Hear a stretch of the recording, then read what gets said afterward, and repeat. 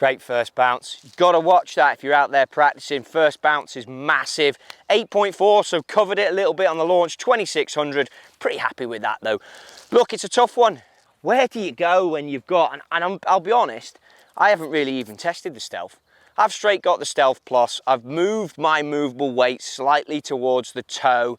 I did start life on this with an 8-degree head. I'm now living on 9.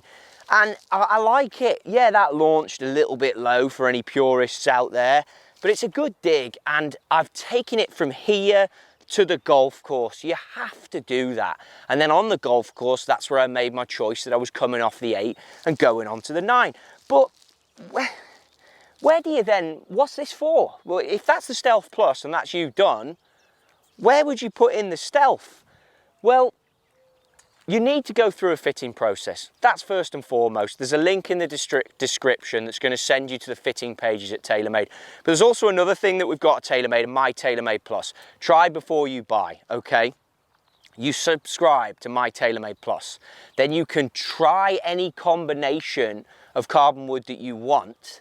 And if you don't like it, you can send it back at no charge. Now that's pretty awesome when it comes to this test, because you could take 2 clubs, you can take the Stealth and the Stealth Plus, you can do your fitting in the fitting suite, which I like to do, or here for me, and then you can go on the golf course.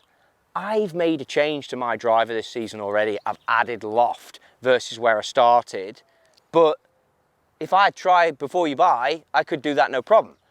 Now with the Stealth, when you look at head for head, yes, there's no movable weight in here. These shell weights, by the way, are the same. I've measured them over at the Kingdom. But also, it's a slightly more spinny head, little bit more spin. And remember, when it comes to finding your driver launch conditions, I want you to look at face angles. Now, I like to play the club in standard because standard is the flattest lie angle, and I like the club to appear quite flat. So when it comes to face angles, lie angles, body alignment, I'm a little bit shackled at times. But with this Stealth head, remember I've just said to you, the engineers have made it that it spins a little bit more than the Stealth Plus. Yes, I lose the movable weight track at the front, so I can't hold my little fade with that one when I put the weight towards the toe. I can't do that with this, but I'm gonna get more spin out of it, so I could play it with a little bit less loft, because if you trade a bit of launch and you launch it lower, which I would if I took less loft, you want a bit more spin to optimize the numbers. Hence why it's important you guys go out there and get a fitting, because you need to land with a good base point. And I could make, and this is the point of this video, I could make as a fairly decent hitter, and 90% of you watching this could make both heads work if you had a good fitter working with you. You would just need different specs, which is why it's not a case of, oh, well, I play this shaft and I'm gonna take that. I used 9-degree last year, I'm gonna use 9-degree this. Doesn't work like that. You need to dial in the individual head. You need to allow yourself to have a preference. Look, the carbonwood face, the red against the black, is so crisp. And that's where I press you. If you go into a golf shop, just sit them down, have a look at it. I like to see the twist face peel away a little bit. This one I've picked up is doing that. I mean, this could actually be pretty good out the gate. This is just the 9 in standard on a Stealth, but it should spin a bit more. It looks like it's got a little bit too much loft. I haven't measured the loft, that's where I'd go. I mean, we'll hit 1, but 1 also isn't enough. Because remember, where you hit it on the blade is going to dictate the spin. That's why tour players are so good. They hit it out the middle so often that they're so easy to fit once you get a hold of the situation. But let's try this now. And this is the first time I'm actually ever going to hit Stealth, because I just went straight for the Plus, because I like the movable weight option. I like to be able to give myself that little fade. Okay, so this is Stealth, same head weight, same swing weight, my golf shaft. See if this combo works. You can see straight away, spinnier, higher. I'd have to turn this down for sure. I wasn't hit that low in the blade. Didn't even look at the ball for like 3,500. So it 120 peak. So straight away, that's launched a lot higher for me. So let's go through now. I mean, that's one shot. A live fitting, I'd want to see a few shots. Was that my best pass at the golf ball? A glance over, look at speed and attack angle. It wasn't amazing, but it also wasn't horrific. So you can look at it and go, okay, spinny. Let's take some loft off. And that's then where you start. And now you're into a fitting scenario of me trying to find, and I've only hit one with mine because I'm fairly happy with mine. So now we're into a scenario, you can see the blade's more open, a little bit more cut. See if we can just turn this and still get the height. It's good there. A little bit toey, but it's pretty good. I watched that one, I gave it the credit.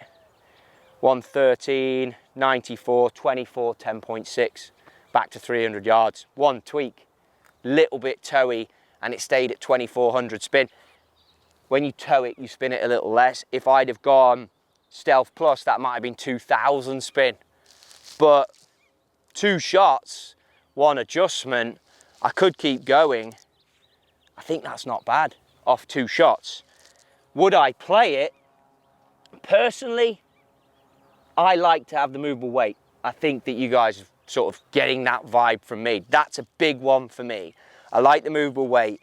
I also like a knuckleball. I like when I hit, and again, I can do this quickly because I'm around golf clubs a lot. You might need to hit a few more in your fitting. That toe strike should be spinning for me at 2000. It's spun at 2400. So it's carried a bit further, which would mean if I absolutely pured it, I know it's going to spin a little bit too much, so it's going to stall a little bit. So you could argue I would maybe need to play a little bit less loft again, but then, and again, think about this on the shop floor, if you're seeing less loft again, subconsciously, we then try and help it in the air. You try and help it in the air, sometimes then it becomes a bit manipulated, released. It's not great. But this is close off 2 changes. And again, for the sake of the video working forward, I might need to move it down 1 more click again, or change the sleeve angle and just go differently from there. But let's go 1 more and see if I can just middle one, see what this gives us. Looks good, don't see as much loft, don't want to lean back on it too much. That would be my call out. Don't help it in the air.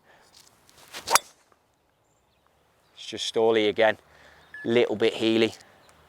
Not bad, but stally. You could see it the first few swings, spinny. And that's the differences of the clubs. 3200, a little bit low in the blade. I feel like with this Stealth head, I would have to play it with too little loft in order to get the spin, and I might lose the launch. Whereas by having on the Stealth Plus, and this is all for me, having that weight at the front pulls the spin rate down. I'm a high spin guy anyway. You can see my path and my attack angle are always slightly down. It's negatives, okay? Negative. So your path is a little bit left, your attack angle is a little bit down on it, which generally means you're a great 3-wood player, which I am good with 3-wood, and you're going to give it more spin. Anyone who's shallower needs spin, you'd be then into the Stealth, because that would be where you'd want to go. But if you're more like me and that weight at the front appeals to you and you fight a little bit with the spin, even when you're using the TP5X ball, then the Stealth is the one to go. So when you go for your fitting, Stealth Plus is the one to go. When you go for your fitting, think about where you are. Do you consider yourself a high spin player? How do I know if I'm a high spin player? Look at your attack angle. Are you steep? Look at the ball flight. I mean, I looked away very quickly. I knew instantly the wind is just starting to get up now. It's what, 10 in the morning here in Carlsbad, and the prevailing wind's just coming up. If you can hit balls into the wind, you'll see it. I knew quickly once it passed this hill here that those balls were going to stall. Didn't need to look at that to confirm it. And I knew that for me to get into this, I've got to go too far down, or I've got to start manipulating CG where that weight is distributed. And of course, if you buy this, you can't do that. Hence why the weight track for me. That's how I would figure it out, and that's how I'd get you to look at it. Does your golf ball land and stop quickly on standard fairway conditions, not after it's rained? That means you're quite a high spin player. Does it stall out for you? High spin player. Where do you sit with your knowledge of wanting fades, wanting draws, movable weight at the front? They're the things you've got to ask yourself.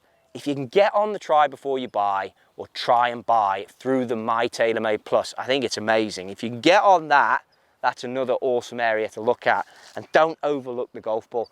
I always test out here when I don't announce what I'm using with the X, because I know I'm a high spin guy.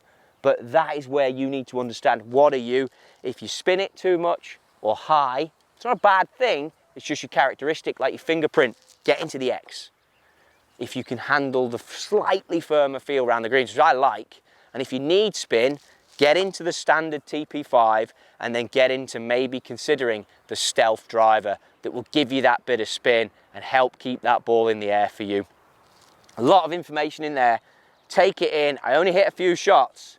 Standard fitting, I'd like to see you probably hit 10 if you can, but make them good. Have a target, have alignment sticks. Give them the full treatment they deserve. A fitting is not a long drive contest. You're not trying to impress this thing. Difficult to do, so why bother doing it? Hit the shots you'd hit on the golf course, have the pre-shot routines, try and watch the ball flight, or if you know it's no good, make a change quickly to the club and then get into it. You can make both work. I could easily make this work. I just have preferences for the Stealth Plus. That's me. Make your own decisions. Hopefully some of this is going to help you out.